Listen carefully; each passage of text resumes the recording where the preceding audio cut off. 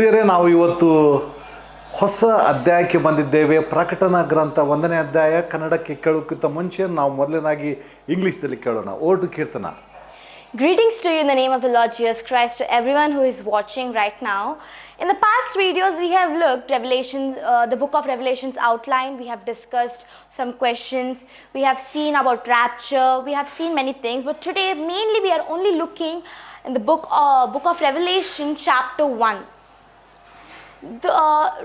The Greek word for revelation is apocalypsis, which means uncovering, unveiling, and disclosure. It is written by John. In verse 2, John was in prison because he bore witness to the word of God and to the testimony of Jesus Christ. And verse 3, we can see that it is a blessing. It is a blessing who reads the book of Revelation, who listens to the word of Revelation and keeps the word of Revelation. In the full 66 books, there is only one book that is Revelation, which holds a blessing. Next, let us see here. The book of Revelation is written in the island called Patmos. Traditionally, people say that he wrote the book of Revelation in a cave. And Patmos is a small Greek island. Romans used to use this island as a prison. This location is between Aegean Sea and between Asia Minor. Now, today we are going to see two things, that is the name of Christ and the titles. The name of Christ is, we can see in Revelation, the two names are Jesus Christ and the Son of Man. And the 12 witnesses are, Jesus is the faithful witness, firstborn from the dead, ruler of the king of the earth, the one who freed us our sins by his blood, the one coming with the clouds, Alpha and the Omega, the Almighty, first and the last, the living one, the one who dead is alive forever, holder of the keys of dead and heads. Now, let us see here. The book of Revelations speak about the present, past, and the future. If you want to know about your past, present, read the book of Revelation. If you want to know about your past, read your book of Revelation, and as well as future. Applications. John fell at his feet as dead. Know your God, who is he? You have to know God to worship him. Keep Christ as center. Remember Christ's love and do not fear. So ಪ್ರಿಯರೇ, ಇವತ್ತು ನಾವು ಕನ್ನಡದಲ್ಲಿ ಹೊಸ ಅಧ್ಯಾಯಕ್ಕೆ ಬಂದಿದ್ದೇವೆ. ಪ್ರಕಟಣಾ ಗ್ರಂಥ 1ನೇ ಅಧ್ಯಾಯಕ್ಕೆ ನಾವು ಬಂದಿದ್ದೇವೆ. ಅನೇಕರಿಗೆ ಪ್ರಕಟಣಾ ಗ್ರಂಥ ಓದುವುದಕ್ಕೆ, ಅರ್ಥ ಮಾಡಿಕೊಳ್ಳೋಕ್ಕೆ ತುಂಬ ಕಷ್ಟವಾಗಿದೆ. ಆದರೂ ಕೂಡ ಈ ವಿಡಿಯೋದ ಮೂಲಕ ನಾವು ನಿಮಗೆ ಪ್ರಕಟಣೆ ಓದುವುದಕ್ಕೆ ಪ್ರೋತ್ಸಾಹ ಮಾತ್ರವಲ್ಲದೆ ನಾವು ಪ್ರಕಟಣಾ ಗ್ರಂಥವನ್ನು ಸುಲಭವಾಗಿ ಅರ್ಥ ಮಾಡಿಕೊಳ್ಳಿಕ್ಕೆ ನಮ್ಮ ಪ್ರಯತ್ನ ನಾವು ಮಾಡ್ತಾ ಇದ್ದೇವೆ. ಸೊ ಪ್ರಕಟಣೆ ಅಂದರೆ ಗ್ರೀಕ್ ಪದದಲ್ಲಿ ಅಪಾಕಲಿಪ್ಸ್ ಅಂತೀವಿ. ಈ ಅಪಾಕಲಿಪ್ಸ್ ಅಂದರೆ ಮರೆತು ಹೋದದ್ದು, ಪರದೆಯನ್ನು ತೆಗೆಯುವುದು ಅಥವಾ ಬಹಿರಂಗಪಡಿಸುವುದು. ಇದು ಯೇಸು ಕ್ರಿಸ್ತನ ಪರದೆಯಲ್ಲಿದ್ದಂಥದ್ದನ್ನು ಬಹಿರಂಗಪಡಿಸುವುದು. ಇದು ಯೇಸು ಕ್ರಿಸ್ತನ ಪ್ರಕಟಣೆಯಾಗಿದೆ. ಈ ಪ್ರಕಟಣೆ ಪುಸ್ತಕವೆಲ್ಲವೂ ಕೂಡ ಯೇಸು ಕ್ರಿಸ್ತನ ಒಂದು ಪ್ರಕಟಣೆಯಾಗಿದೆ. ಸೊ ಇದನ್ನು ಯೋಹಾನನು ಬರೆದಿದ್ದಾನೆ.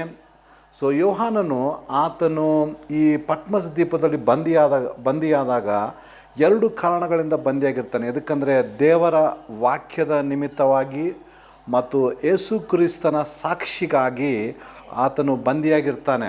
ಸೊ ಅದನ್ನು 2ನೇ ವಚನದಿಂದ ನಾವು ಕಾಣಬಹುದು. ಪ್ರಕಟಣೆ ಗ್ರಂಥ ಇದು ಈ ಪುಸ್ತಕದಲ್ಲಿ ನಾವು ನೋಡಿದಾಗ ಇದು ಒಂದು ಧನ್ಯಕರವಾದ ಪುಸ್ತಕವಾಗಿದೆ. ನಮಗೆ 66 ಪುಸ್ತಕಗಳಿವೆ. ಈ ಒಂದು ಪುಸ್ತಕ ಮಾತ್ರ ಇದನ್ನು ಓದುವುದರ ಮೂಲಕ ಈ ಪುಸ್ತಕವನ್ನು ಕೇಳುವುದರ ಮೂಲಕ, ಈ ಪುಸ್ತಕದಲ್ಲಿ ಬರೆದಿರುವ ಆಜ್ಞೆಗಳನ್ನು ಗೈಕೊಳ್ಳುವ ಮೂಲಕ ನಾವು ಧನ್ಯರಾಗ್ತೀವಿ.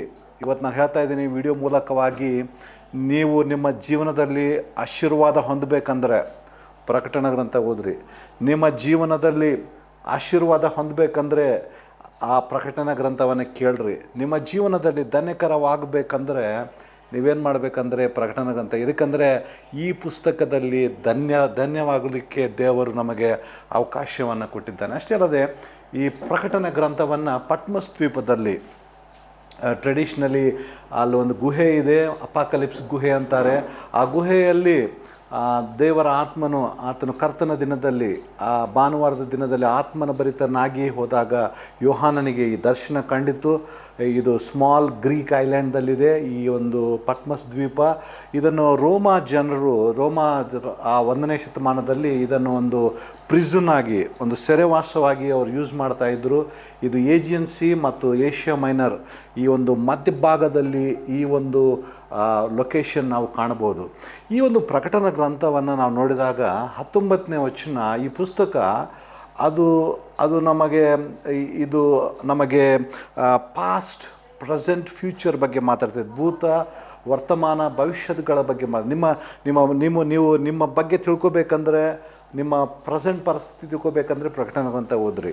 ನಿಮ್ಮ ಪಾಸ್ಟ್ ಟೆನ್ಸ್, ಭೂತಕಾಲದ ಬಗ್ಗೆ ನೀವು ನೋಡ್ಕೋಬೇಕಂದ್ರೆ ಪ್ರಕಟಣೆ ಗ್ರಂಥ.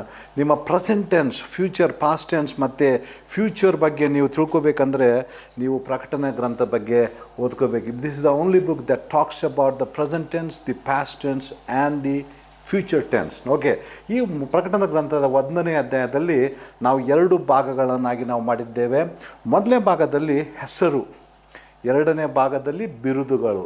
1ನೇ ಭಾಗದಲ್ಲಿ ಹೆಸರು ನೋಡ್ತೇವೆ. ಆ ಹೆಸರು ಅಂದರೆ ಯೇಸು ಕ್ರಿಸ್ತನಿಗೆ ಇಟ್ಟಂಥ ಒಂದು ಹೆಸರು. ಈ ಪ್ರಕಟಣೆ ಎಲ್ಲವೂ ಕೂಡ ಯೇಸು ಕ್ರಿಸ್ತನ ಬಗ್ಗೆ. ಸೊ 1ನೇ ಅಧ್ಯಾಯ 1ನೇ ವಚನದಲ್ಲಿ 5ನೇ ವಚನದಲ್ಲಿ ನಮಗೆ ಒಂದು ಹೆಸರು ಕಾಣ್ತದೆ. ಆ ಹೆಸರೇನೆಂದರೆ ಯೇಸು ಕ್ರಿಸ್ತನು. ಯೇಸು ಅಂದರೆ ಹೆಸರಿಟ್ಟ ಒಂದು, ಕ್ರಿಸ್ತನು ಅಂದರೆ ಅಭಿಷಕ್ತನು ಅಥವಾ ಮೆಸ್ಸಯ. ಸೊ ಯೇಸು ಕ್ರಿಸ್ತನು ನಮ್ಮ ಕಂಡು. ಅಷ್ಟಿಲ್ಲದೆ ಸನ್ ಆಫ್ ಮ್ಯಾನ್, ನಾವು 13ನೇ ವಚನದಲ್ಲಿ ನಾವು ನೋಡ್ತೇವೆ ಮನುಷ್ಯನ ಕುಮಾರನು ಅಂತ 2 ಹೆಸರುಗಳನ್ನು ಯೇಸು ಸ್ವಾಮಿಗೆ ಅರ್ಪಿತವಾಗಿವೆ. ನಾವು ಅಷ್ಟೇ ಅಲ್ಲದೆ ಇಲ್ಲಿ ಯೇಸು ಕ್ರಿಸ್ತನಿಗೆ 12 ಬಿರುದುಗಳನ್ನು ಕೂಡ ನಾವು ಕಾಣ್ತಾ ಇದ್ದೇವೆ. ಈ ಒಂದು ಪೂರಾ ಚಾಪ್ಟರ್ದಲ್ಲಿ 5ನೇ ಅಧ್ಯಾಯದಲ್ಲಿ ನಮಗೆ ಅನೇಕವಾದ ಚಾಪ್ಟರ್ಗಳಿವೆ.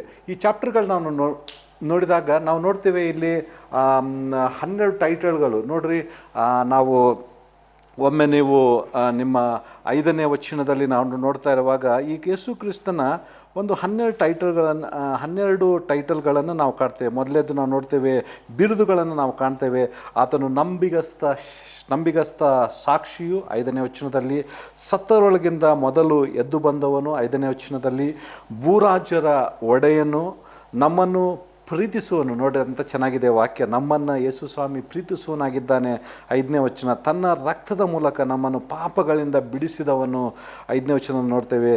ಮೇಘಗಳೊಂದಿಗೆ ಬರುವನಾಗಿದ್ದಾನೆ ಯೇಸು ಸ್ವಾಮಿ. ನೋಡ್ರಿ ಎಂಥ ಒಳ್ಳೆ ಬಿರುದುಗಳನ್ನು ಈ ಚಾಪ್ಟರ್ದಲ್ಲಿ ನಾವು. ಆತನು ಆದಿಯು ಅಂತವಾಗಿದ್ದಾನೆ 8ನೇ ವಚನದಲ್ಲಿ ಮತ್ತೊಂದು ನಾವು ನೋಡ್ತೀವಿ, ಸರ್ವಶಕ್ತನು, ದಿ ಆಲ್ಮೈಟಿ ಗಾಡ್. ನೋಡ್ರಿ ಎಂಥ ಒಳ್ಳೆ ಬಿರುದುಗಳನ್ನು ಕೊಟ್ಟಿದ್ದಾನೆ.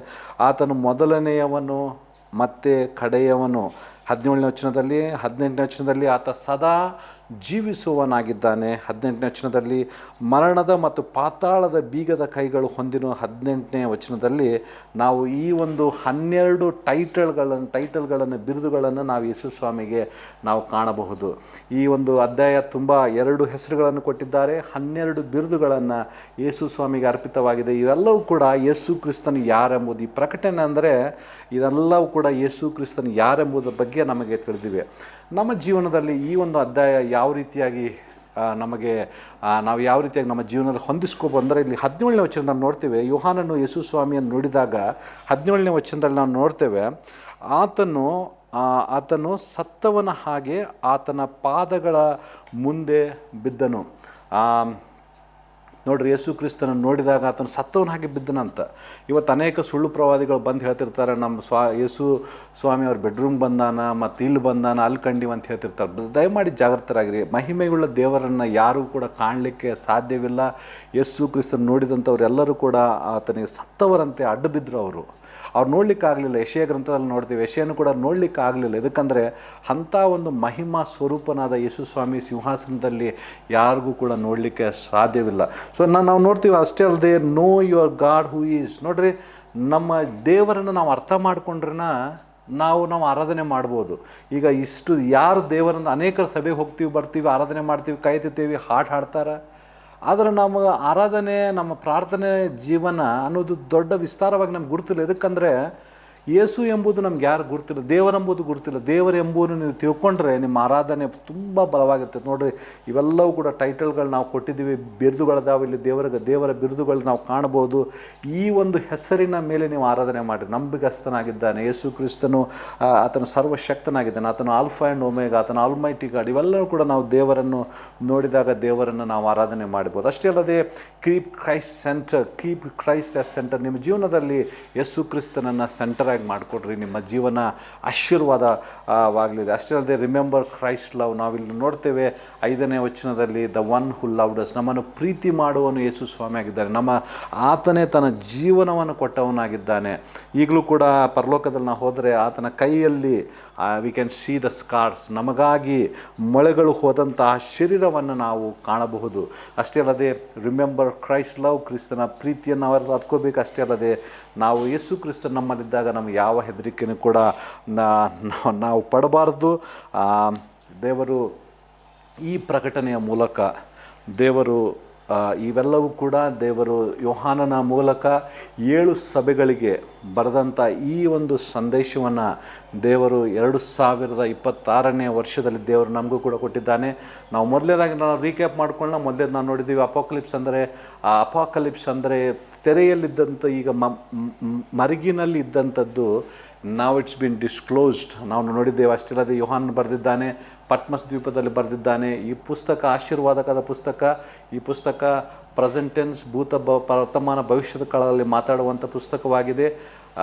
ಈ ಒಂದು ಪುಸ್ತಕದಲ್ಲಿ ನಾವು ನೋಡಿದಾಗ 2 ಸೆಕ್ಷನ್ಗಳನ್ನ ನೋಡಿದ್ದೀವಿ. ಒಂದು ಹೆಸರು ಯೇಸು ಕ್ರಿಸ್ತನು ಮತ್ತು ಮನುಷ್ಯ ಕುಮಾರನು ಅಂತ 2 ಟೈಟಲ್ಗಳು ನೋಡಿದ್ದೇವೆ. ಅಷ್ಟೇ ಅಲ್ಲದೆ 12 ಟೈಟಲ್ಗಳನ್ನು ನೋಡಿದ್ದೇವೆ. ದೇವರು ಈ ಒಂದು ಅಧ್ಯಾಯದ ಮೂಲಕ ನಿಮ್ಮ ಆರಾಧನೆ ಇನ್ನೂ ಹೆಚ್ಚಾಗಲಿ, ನಿಮ್ಮ ಪ್ರಾರ್ಥನೆ ಜೀವನ ವಿಸ್ತಾರವಾಗಲಿ. ದೇವರು ಈ ಒಂದು ಪುಸ್ತಕದಿಂದ ನಿಮಗೆ ಆಶೀರ್ವಾದ ಧನ್ಯಕರವಾಗಲಿ ಅಂತ ನಾನು ಪ್ರಾರ್ಥನಿಸ್ತೇನೆ. Thank you. ನೆಕ್ಸ್ಟ್ ಎಪಿಸೋಡ್ದಲ್ಲಿ ನಾವು 2-3ನೇ ಅಧ್ಯಾಯಕ್ಕೆ ನಾವು ಬರೋಣ. Thank you very much.